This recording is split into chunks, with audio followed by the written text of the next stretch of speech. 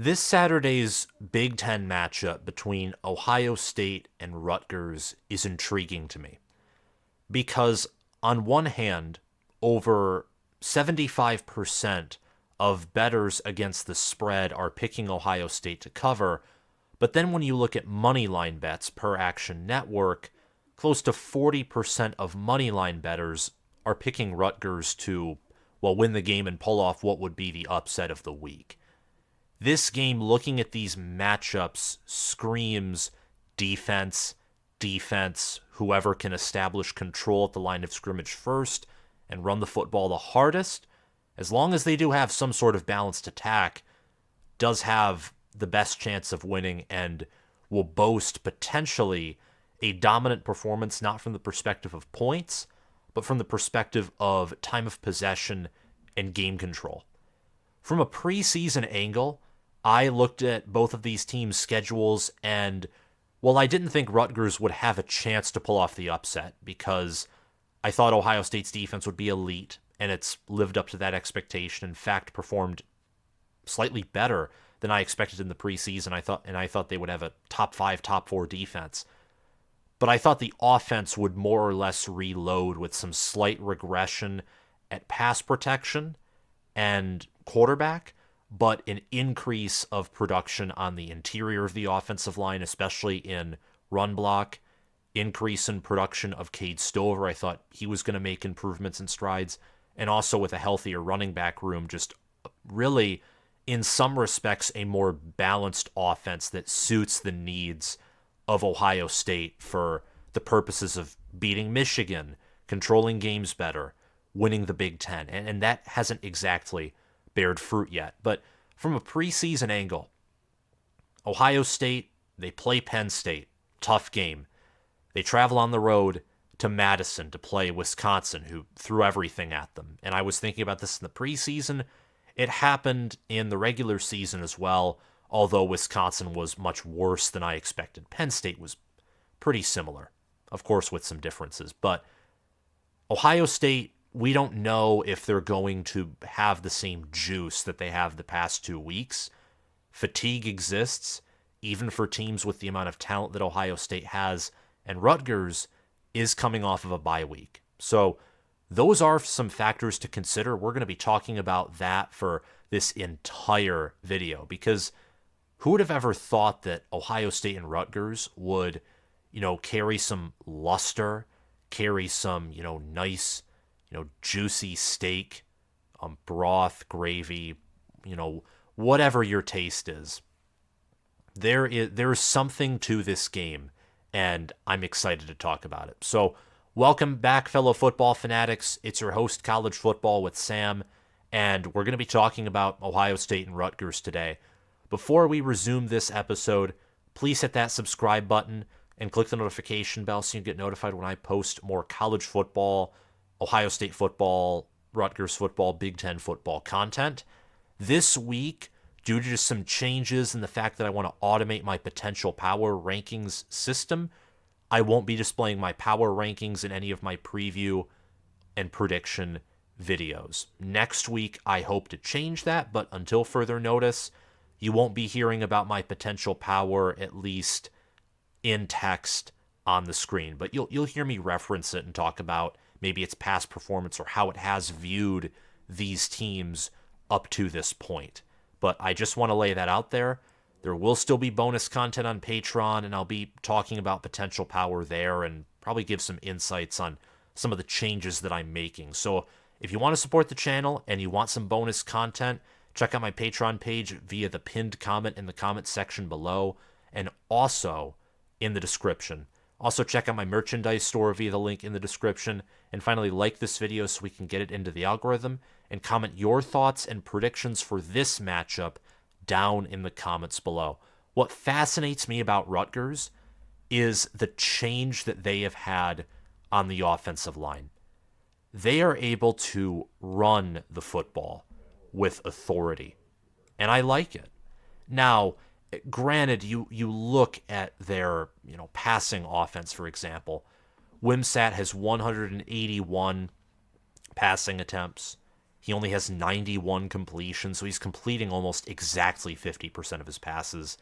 He has 1,134 passing yards, 7 passing touchdowns, 4 interceptions, a 111.2 passer rating. And I don't want to get too much into the statistics right now because I typically do that throughout the video, but they can run the football. Gavin Wimsatt has well over 100 rushing yards. In fact, he has over 300. He's averaging 5 yards per carry. Kyle Monungai is averaging over 5 yards per carry, and he'll probably break 1,000 yards before the final game against Maryland in the regular season. This team can run the football. Rutgers can. And defensively, they're very impressive, especially at linebacker and secondary. And for Ohio State, we know that the Buckeyes have near limitless talent. They have a good combination of upside, returning production, and coaching, but something about their offense just hasn't gelled yet. And yet may not even be the proper word. This offense may never come together in the way that I expected it to, or many others perhaps expected it to in the preseason. Josh Pate, for example, thought that Ohio State would, change their offensive identity and then use that to win the Big Ten. I, for one, thought that Ohio State would run the football more and adapt, not change necessarily their identity, but adapt to more of a running offense, but still keeping that somewhat pass-heavy approach, just running the football more effectively, and that would help them become a more dominant team. I've been wrong on a variety of fronts with Ohio State's offense. I don't think Josh Pate, in the sense of Ohio State slowly gelling together their new offense, has been right either. I think a lot of people expected Ohio State to have some kind of consistency on offense because, well, that's Ryan Day. Ryan Day is an offensive genius, a quarterback guru. He has a wide receivers guru in Brian Hartline. Justin Fry's a great offensive line coach. Tony Alford is a running back guru. I mean, you just have great coaches offensively, great players offensively. Kyle McCord was a 5-star coming out of high school. Marvin Harrison Jr., I don't know how he wasn't a 5-star, but highly ranked 4-star. TreVeyon Henderson, Emeka Egbuka, Carnell Tate, Julian Fleming, 5 stars. Oh, Brandon Innes, 5-star. And then there are even some 3-stars. For example, Mayan Williams, and he's been developed nicely. Donovan Jackson, 5-star on the offensive line. Josh Fryer, 4-star. Carson Hinsman, 4-star. I forget what star Cade Stover was. I think he was a 3-star or a 4-star. But there's a lot of talent on that offense, and yet they haven't gelled together yet. I don't exactly know what their identity is outside of the fact that they obviously want to control the clock. Ohio State has one of the they take some of the longest time out of every college football team to snap the ball. They're like Michigan. In seconds per play, they're one of the highest teams in total seconds per play. I mean, it's absolutely crazy. Michigan, for context, was below a few service academies in that statistic. You look for this year, 2023, you can find a lot of these statistics that I use on teamrankings.com. Ohio State this year, the Buckeyes are all the way down to 77. And that's an increase compared to the last time I checked out this statistic when they were outside of the top 100. They take 26.6 seconds away. It's only 5 less seconds than Michigan, by the way. Penn State, for context, is higher. They're at 61, and Maryland's at 43. Purdue's at 41. So Ohio State, Wisconsin, by the way, 31. So Ohio State wants to control the game more. They want to run the football. They want to establish game control. They're second in game control, only behind number 1 Michigan there. Michigan and Ohio State, as I talked about in yesterday's video that I did on special topics, I think there's an argument they're the 2 best teams in all of college football. A potential power would agree with that, and by quite a big margin, actually. Michigan being better than everyone on the neutral field by about double digits, and Ohio State being better than everyone below them by anywhere from 3 points for maybe two teams, and then 7 to 10 points or more for teams outside of the top four. The Buckeyes are ridiculously elite defensively, but as I've mentioned time and time again, there is something missing from that offense. And for Rutgers, we know who Rutgers is offensively, and we know who they are defensively. They're better at defending the pass on defense, and they're better at running the football on offense. And I think that matches up rather well with Ohio State, especially on the offensive side of the ball. I think TreVeyon Henderson will be a big key, perhaps more importantly, the offensive line. But we'll get into all of that and breaking down the roster and specific statistics later. I think Henderson, the O-line, will be a big key in this game for Ohio State. And for Rutgers, it will be very similar because even though Ohio State's defense is better, like Rutgers' defense is, at stopping the pass than the run, Ohio State is allowing under 100 rushing yards per game, which is just crazy. And they, force fumbles, they get tackles for loss, they get penetration and pressure with just four-man fronts. The defense that Jim Knowles has this year it's berserk. It really is. I've been very impressed with Jim Knowles. I think Ohio State fans have been impressed with Jim Knowles. In fact, Ohio State fans, I think, are thanking Jim Knowles because this Buckeye defense has given the offense time and time again chances that the prior 2 years' offenses didn't have. There's a lot more pressure on the 2021 and 2022 offenses to produce points than there is on this year's offense, who can throw a pick, go 3 and out, fumble, and the defense will compensate for your errors. Meanwhile, if CJ Stroud threw a pick or went 3 and out, or the run game got stuffed, punting the ball to an opposing offense that was great at the minimum would often result in a touchdown being scored on Ohio State. This game will be played in SHI Stadium. Now, home field advantage for Rutgers, not even comparable to most home field advantages in the Big Ten. The stadium has a hard time being filled up. I expect that it will be more filled than usual. There will be more fans in the stands, but will it be filled to capacity? I kind of doubt that. Rutgers is 6-2, though they, just got bowl eligibility in their win over Indiana, so that might be something for the fans to celebrate. Ohio State's 8-0. They're number 1 in FPI. They're number 2 in potential power. Again, don't have it up on the screen because I'm, trying to update it, optimize it, make it even better.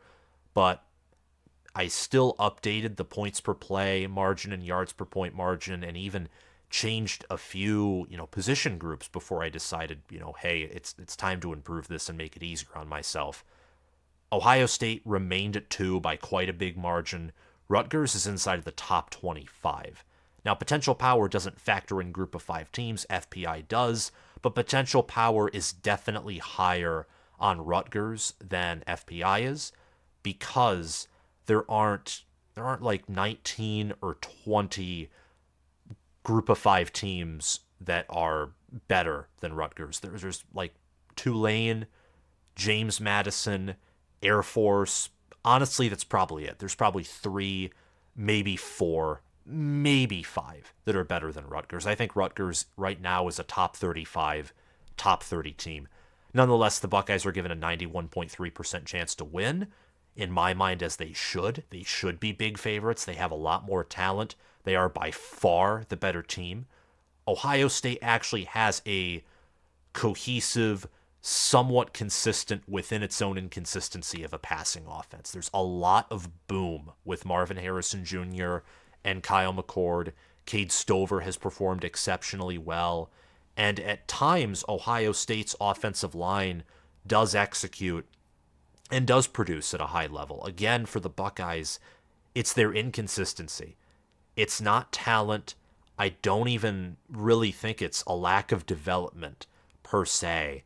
You just can't hit on all of your recruits. I'm specifically looking at offensive line and quarterback.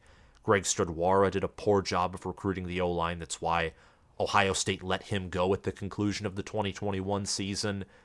And overall, I mean, You have to use your roster properly. And I think that Ryan Day is learning how to do that just because this year's roster offensively is so different from perhaps the standard roster that he's used to.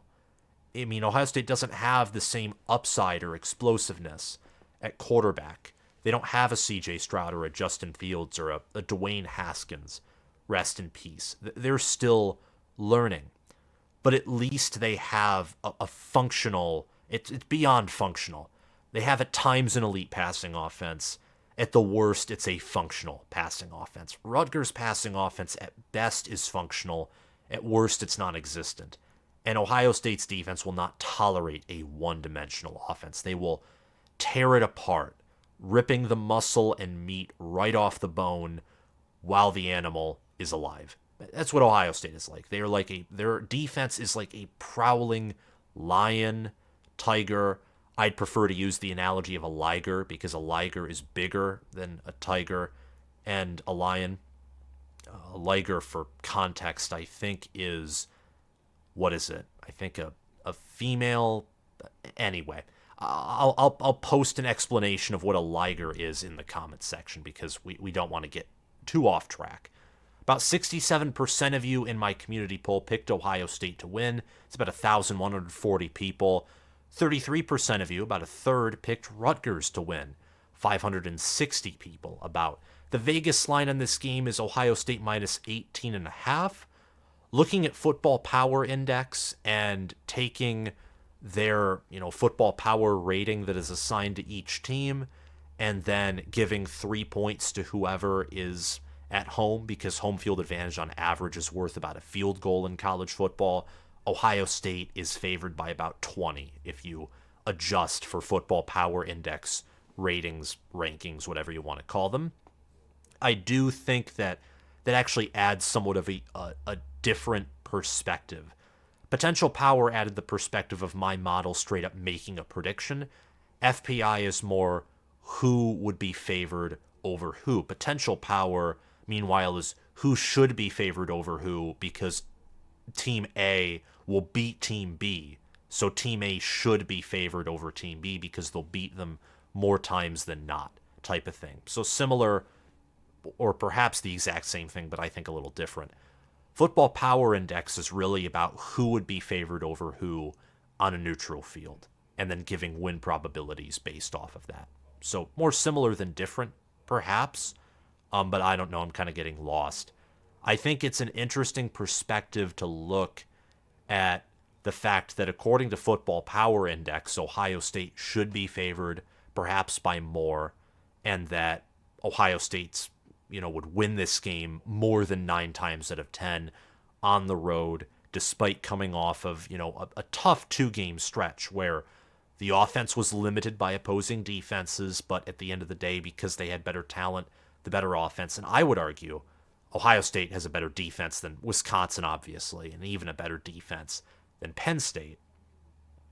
That's why they came out on top, is because they're better on both sides of the football, and because they have more talent and they have better coaching, frankly, than Penn State and Wisconsin. But nonetheless, 2 tough games in a row.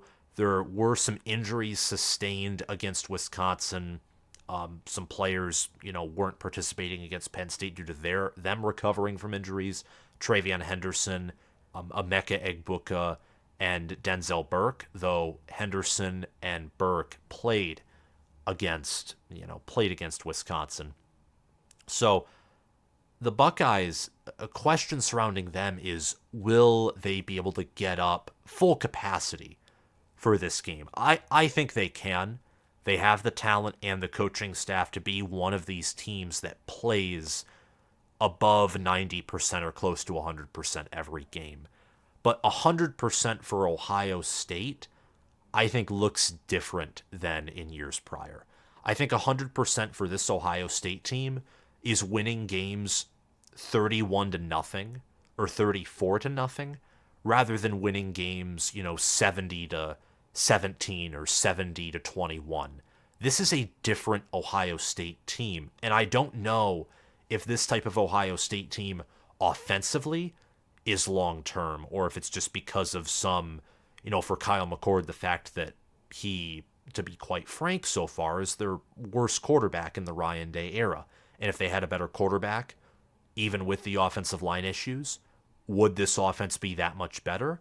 Or is it more so on the offensive line, where if Nicholas Petit-Frere, Paris Johnson Jr., and other tackles over the past 2 seasons were playing on this O-line, would that be the game changer? I think the truth is somewhere in the middle. It's a mix of both, though I would lean more toward the offensive line, because if Ohio State had a better offensive line, even with some of McCord's inconsistencies, inaccuracies, and lack of elite top-tier upside, a better offensive line means that Ohio State would be a dangerous rushing offense, and therefore they could utilize play action, and they could, run to open up the pass rather than have to pass to open up the run, which has been weird for the Buckeyes, but nonetheless they've been able to use it effectively. Ohio State's a big favorite, understandably so. They have the advantage, I think, at every position except for special teams. Rutgers has one of the best special teams units in all of college football. What's fascinating to look at is the fact that Ohio State obviously has a better offense than Rutgers, but they do also have a better defense. And Rutgers' defense was projected in the preseason by myself to be a pretty stout unit, to be a top 25, top 20 defense in, I believe, maybe I'm wrong on that, but if my memory serves me correctly, I projected them to be top 25, maybe top 20, maybe as low as top 30 defense in all the Power 5. Like an above average, good, maybe teetering on great defense, and they've pretty much lived up to that expectation. The Ohio State Buckeyes are monsters on the defensive side of the football. They have less than 20 sacks, but they have over 80 pressures. They don't get to the quarterback and get him to the ground, but they do pressure the quarterback, make him uncomfortable, and Ohio State's not trying to get big plays or finesse plays on the defensive side of the football, and you have to appreciate that. They're being conservative. They're not allowing big plays. Ohio State secondary right now is number 1 in defensive passing efficiency.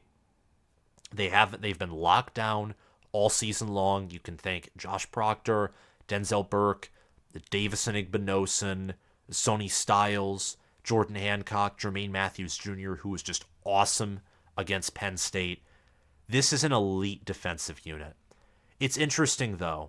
I'm looking at collegefootballgraphs.com, and I'm looking at expected points added and expected points added margin and these different things. And it's interesting to see that Ohio State is 14th in this category with a 0.255 expected points added margin. And I think what this reflects is that Ohio State, they're dominant, as you can look at a variety of other statistics, especially defensive ones, and also FPI, which has them number 1. Potential Power has them number 2. And Potential Power's been more than 50% against the spread, about 75% picking the money line. The Buckeyes are dominant, but they're not scoring a lot of points. They're not going out and just blowing these teams out. They control the game, but they don't put the game away in like a half like they used to, where Ryan Day put down the headset, look at his play calling sheet, and boom, boom, boom, already 49-0 against Michigan State in 2021, or against Penn State. Ohio State's asleep for 3 quarters. 4th quarter, defense, offense, wake up, 44-31. That's not this Ohio State team. They're not as explosive offensively. Bold as this may be, I don't even know if they're as explosively defensively as they were last year, but I think that's intentional, because even though Ohio State last year could be very explosive, they had many defensive touchdowns, obviously GT Tuimoloau showing off against Penn State, and Ohio State having a better sack rate than they did this year. They would then give up these monstrous big plays. They couldn't tackle properly. They couldn't, cover Penn State or Michigan's wide receiver core, slipping on defending routes against Georgia, to take a small step back in explosiveness in exchange for fundamentals being nearly perfect is an ideal trade-off. So the Buckeyes do play teams close, but they control games.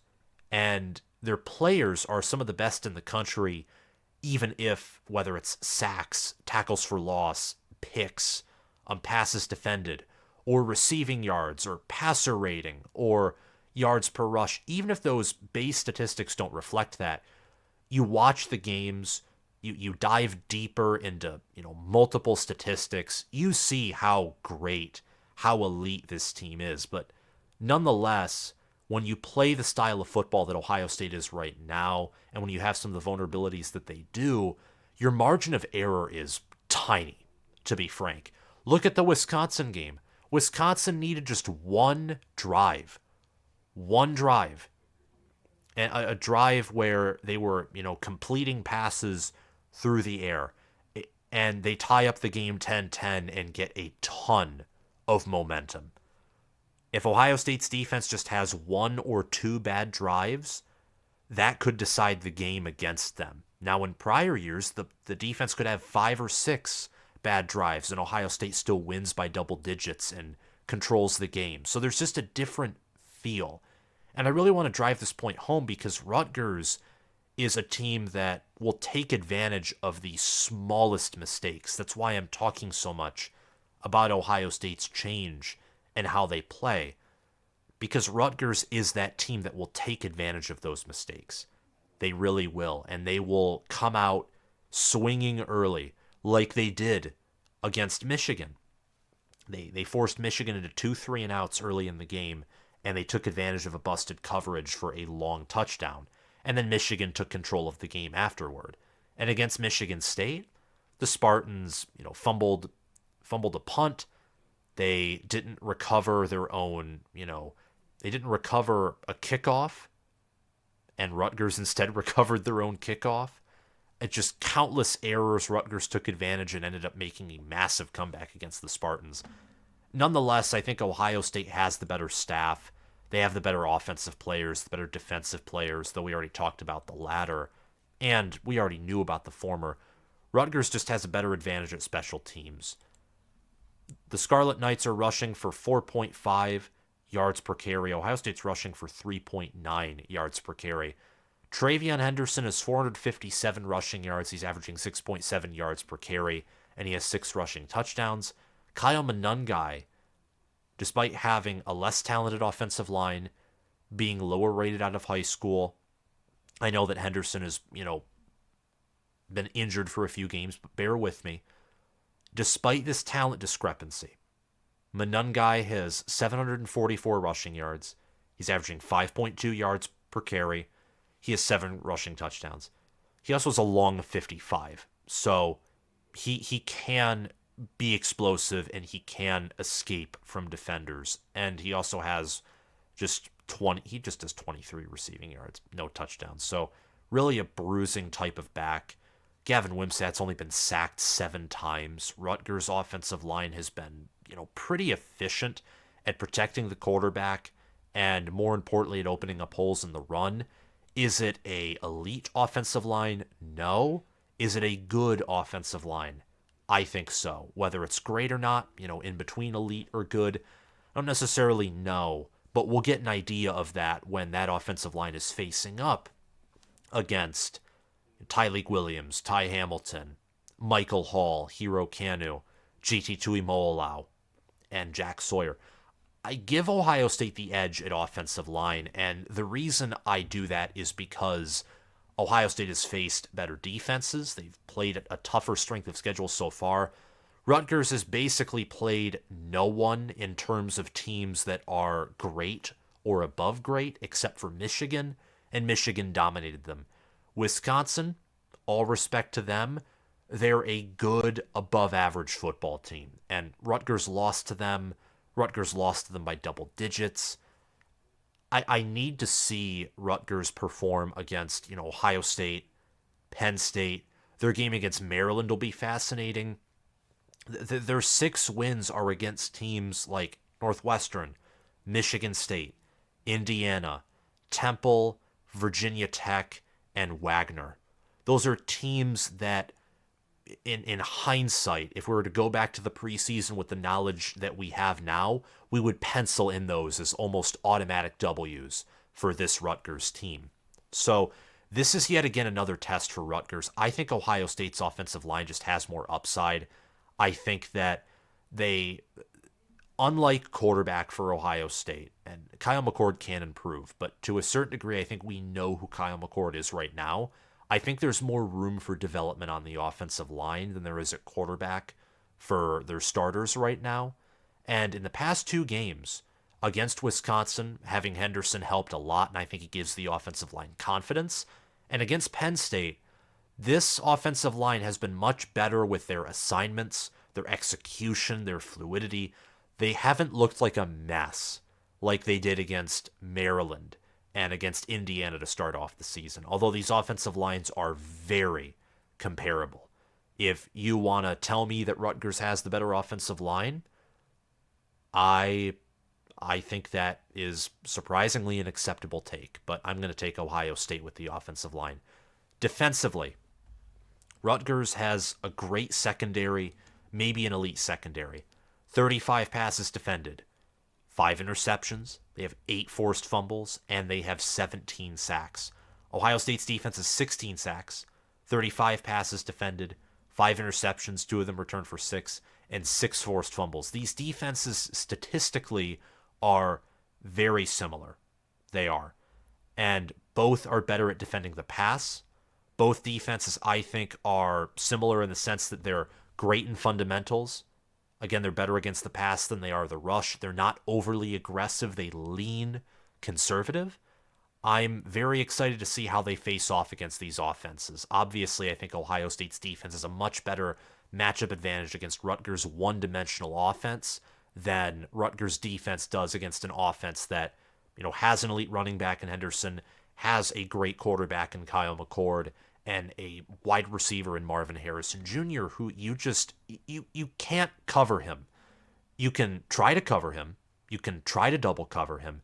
He is going to catch passes at some point. That's going to be something very fascinating for Michigan's secondary to deal with, for example, is Marvin Harrison Jr. continues to get better and better. And if you don't believe that he's better compared to last year, he's going to get close to the same amount of receiving yards and receiving touchdowns, despite having a quarterback who objectively is significantly worse as a passer, who part of that is due to a significantly inferior offensive line.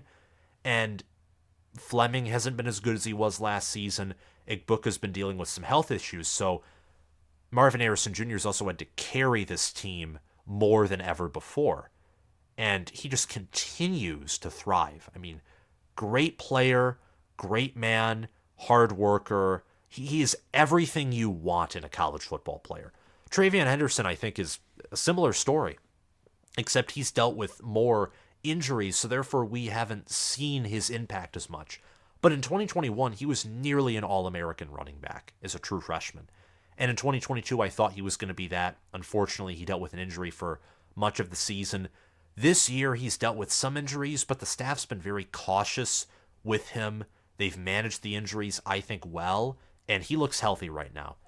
The goal for Ohio State is to effectively run the football here. Because if Ohio State can run the football like they were able to against Wisconsin, and like they were able to against, going back all the way to Youngstown State, Western Kentucky, and Notre Dame, where Henderson broke off that one long run that ended up, if that long run's taken away, maybe Ohio State loses, I don't know, like 14-10, or perhaps worse, because at that point they were only up by, 3 points. If Ohio State can run the football here, then Rutgers has, I don't think, any shot of winning, because Ohio State is faster, they're bigger, they're stronger. I don't know if they're as efficient. I don't know if they are as mentally tough. Maybe Rutgers is the physically tougher team, but Ohio State definitely has a greater capacity for athleticism, speed, and size. That we know for a fact. And I think we also know that Brian Hartline and Ryan Day are a better, play calling duo and a better duo of offensive minds than the singular mind of Kirk Ciarrocca for Rutgers as offensive coordinator. So if Ohio State can run the ball, and we know they can pass the ball, if they can be balanced, I have a hard time seeing Rutgers offense suddenly coming alive and targeting and exploiting this Ohio State secondary.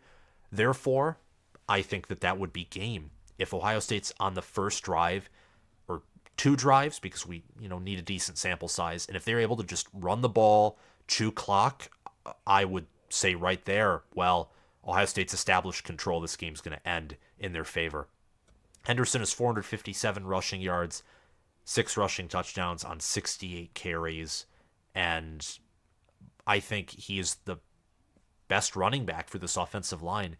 In the preseason, I thought that would have been Mine Williams or perhaps Chip Trayanum, but especially Mine Williams given how well he did last year when healthy. Ultimately, though, I anticipated that the guard play would be elite and the center play would be elite as well, meaning, a more powerful running back like Williams or Trayanum could benefit from running up the middle and churning forward for yards. Without that, power element and being able to just, charge forward while standing up at the offensive line on the interior, having Henderson's speed to wiggle through and find holes or find plays when, the scheme doesn't work and when the play breaks down is needed to help compensate for this offensive line. Kyle Monangai for Rutgers is my player to watch. We already talked about him earlier. He's a great running back. He's going to break 1,000 yards as long as he stays healthy, and I hope he does. If Rutgers can run the football while also stymieing Ohio State's run game or slowing it down, then Rutgers has a chance of establishing game control, of wearing down this Ohio State defense. And it's not just Monangai that you have to worry about. What makes Rutgers' rushing offense good is they have capable running backs behind Monangai, and Gavin Wimsatt is an effective scrambler. In fact, I think he's a better scrambler than he is a passer. And if Rutgers can just run the football and force Ohio State's defense to make some tough decisions, maybe they can get a big play to Johnny Langan or Christian Dremel. So Monangai is critical for any shot of Rutgers to have success against the Ohio State Buckeyes. I think that Ohio State's going to win this, though. I have a tough time seeing Rutgers coming out with an upset. I will say, though, I would be heart attack surprised, for example, if Indiana beat Ohio State, or if any of Ohio State's non-conference opponents beat Ohio State. Just like when I was going into previewing and predicting those games, in retrospect, I wouldn't, be surprised with hindsight if Notre Dame beat Ohio State.